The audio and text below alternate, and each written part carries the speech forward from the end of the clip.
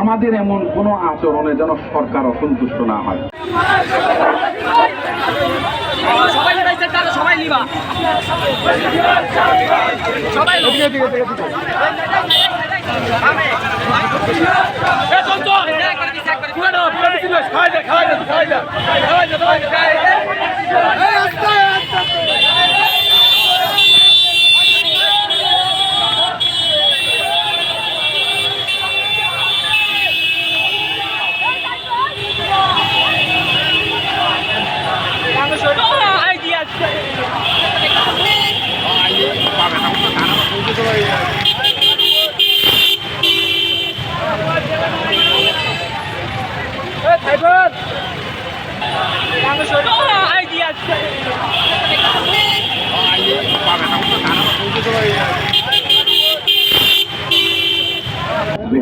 সালে আমার শ্বশুর যখন এখানে শ্বশুর নির্বাচন করেছিলেন, ঢাকাতে সবচেয়ে বেশি ভোট পেয়েছিলেন উনি, প্রায় 34,000 এবং হাজারীবাগে 5টা কেন্দ্রে ফার্স্ট হয়েছিল বিএনপির প্রার্থী।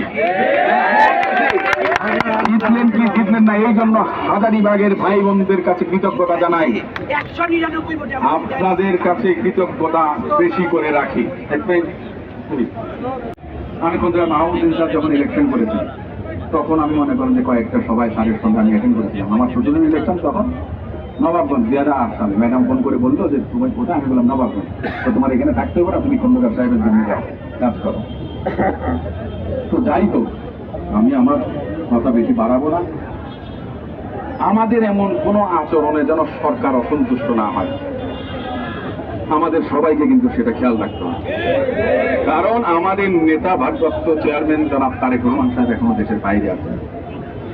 আমরা দেশটাকে শান্তিপূর্ণভাবে নিরাপদে একটা শৃঙ্খলার মধ্যে আসার জন্য আমরা যদি সহযোগিতা না করি,